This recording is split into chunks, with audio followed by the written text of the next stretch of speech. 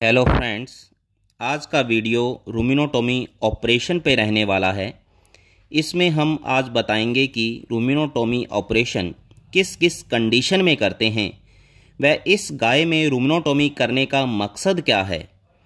अब हम इस गाय में डायग्नोज कर रहे हैं कि इसके रूमन में क्या हो सकता है। तो रूमन की पोजीशन लेफ़्ट फ्लैंक रीजन में होती है। तो लेफ़्ट पैरालंबर फोसा को प्रेस करके देख रहे हैं तो इसमें काफ़ी हार्डनेस व टाइटनेस है। तो इसका मतलब इसमें ज़रूर कोई पॉलीथीन बैग या अनवांटेड चीज़ें हो सकती है। तो इसलिए आज हम इस गाय में रूमिनोटोमी ऑपरेशन करने जा रहे हैं। इस रूमिनोटोमी ऑपरेशन में स्टेप बाय स्टेप आपको बताएंगे कि इस गाय में हम रूमिनोटोमी ऑपरेशन स्टैंडिंग पोजीशन में कर रहे हैं। इसमें हम सबसे पहले लेफ़्ट फ्लैंक रीजन में साइड को प्रिपेयर करते हैं, क्योंकि रूमन की पोजीशन लेफ़्ट साइड में होती है। और साइड तैयार होने के बाद फिर हम एनेस्थीसिया देते हैं। लोकल एनेस्थीसिया के तौर पर हम लिग्नोकेन 2% का यूज़ करते हैं। इसमें हम पैरावर्टिब्रल एनेस्थीसिया या इन्वर्टेड एल शेप या टी शेप के अंदर लोकल एनेस्थीसिया को उस साइट पर इनफिल्ट्रेट करते हैं, जिससे वहाँ की नर्व डिसेंसिटाइज हो जाए व ऑपरेशन के दौरान इस पशु में किसी प्रकार का पेन ना हो। उसके बाद नेक्स्ट स्टेप में बीपी ब्लेड की सहायता से लेफ़्ट फ्लैंक रीजन में 10 से 15 सेंटीमीटर लंबा इंसिजन स्किन पर देते हैं। स्किन पर इंसिजन के बाद इसमें नीचे फेशिया लेयर आती है व उसके बाद मसल लेयर पर इंसिजन देते हैं। जैसे ही मसल लेयर कट होती है तो उसके बाद पेरिटोनियम की लेयर आती है। जैसे ही हम पेरिटोनियम लेयर पर इंसिजन देते हैं तो फिर डायरेक्ट हमारी रूमन तक अप्रोच हो जाती है। तो यह पेरिटोनियम लेयर एब्डोमिनल कैविटी के अंदर जितने भी ऑर्गन्स होते हैं उनको कवर करके रखती है। इसमें जैसे ही पेरिटोनियम लेयर कट होती है तो रूमन सामने आ जाता है और फिर हम रूमन पर इंसिजन देकर रूमन को ओपन करते हैं और फिर उस रूमन के एजेस व लेयर को स्किन पर फिक्स करते हैं। वैसे तो रूमन की वाल को फिक्स करने के लिए वैनगार्थ रूमिनोटोमी सेट की आवश्यकता होती है। तो ये औजार रूमिनोटोमी के अंदर काम में आता है ताकि रूमन का जो होल है वो बड़ा हो जाए और उस रूमन में जो भी मटेरियल हमारे को निकालना है उसे आसानी से बाहर निकाला जा सके। और यह वैनगार्थ रूमिनोटोमी सेट हमारे पास उपलब्ध नहीं है, इसलिए हमने रूमन की वाल को फिक्स करने के लिए स्किन के साथ आर्टरी फोर्सेप का यूज़ किया है। तो इस एनिमल में हिस्ट्री के तौर पर गाय की क्या कंडीशन थी ये जानेंगे। यह गाय 5 से 7 दिन से ऑफिड चल रही थी और कभी कभार थोड़ा बहुत चर लेती थी। और इस गाय के अंदर जुगाली भी कभी कभार करती थी। लगभग जुगाली करना भी इसमें बंद था और थोड़ा बहुत कई दिन इसमें डायरिया की कंडीशन भी रही। उस दौरान हमने 3 से 4 दिन तक इस गाय में फ्लूइड थेरेपी व रूमिनल डाइजेस्टिव दवाओं का काफ़ी इस्तेमाल किया, परंतु इस गाय में कोई ज़्यादा रिस्पांस नहीं आया। परंतु फिर हमने जब इस गाय में लेफ़्ट फ्लैंक रीजन में फील किया तो रूमन वाले पार्ट में काफ़ी हार्डनेस फील हुई व रूमिनल मूवमेंट भी बहुत ही कम था।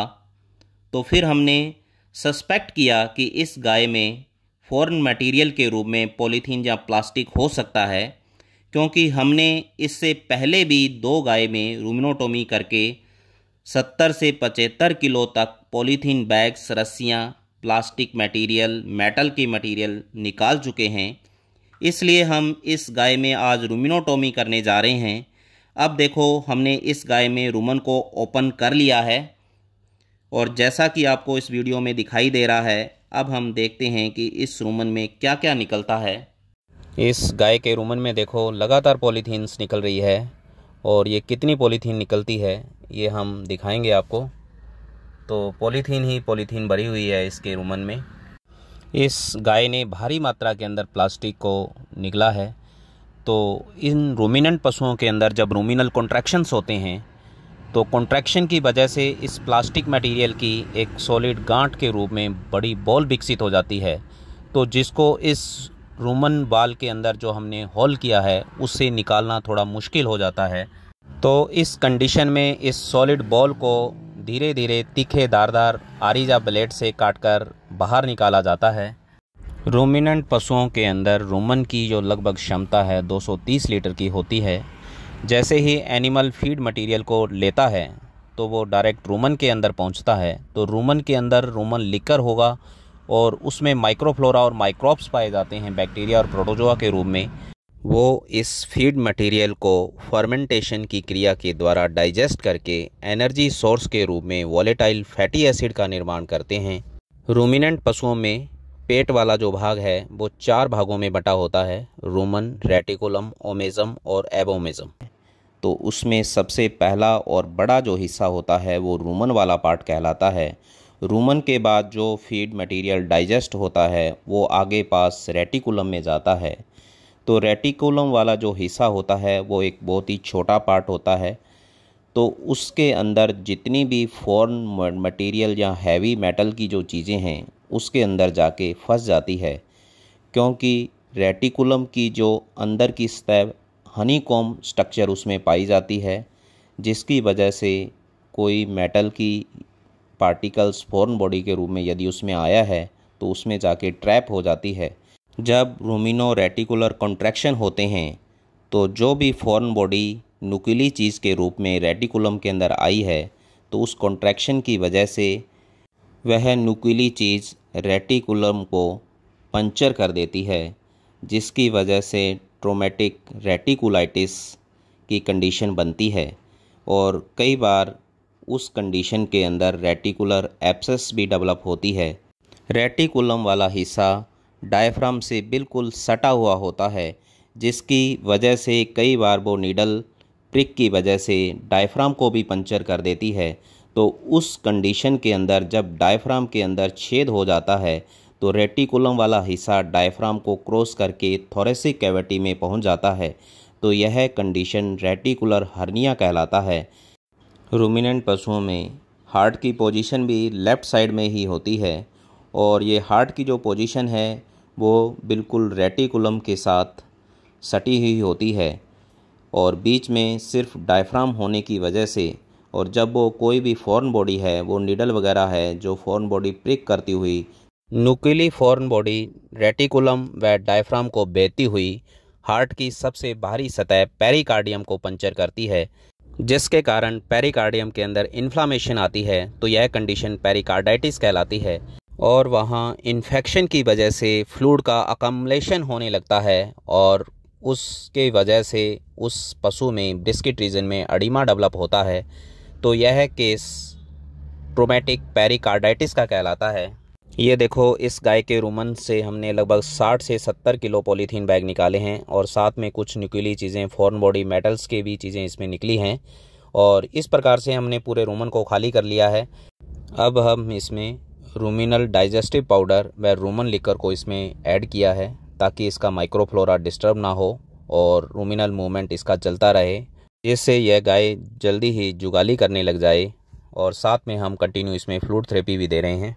अब देखो, इस गाय के अंदर फाइनली हम सूचरिंग स्टेप पे आ गए हैं। तो सबसे पहले हमने रूमन के जो एजेस हैं उनको अच्छे तरीके से वॉश करके सूचरिंग करते हैं। इसमें हम सूचरिंग के लिए इसमें हम क्रोमिक कैटगट नंबर 2 या 3 नंबर का यूज़ करते हैं, और इसमें जो सूचर का पैटर्न रहता है उसमें लैम्बर्ट और कुशन पैटर्न से इसकी सूचरिंग करते हैं। यह एक इन्वर्टेड सूचर पैटर्न होता है जिसके अंदर लीकेज की संभावना नहीं होती।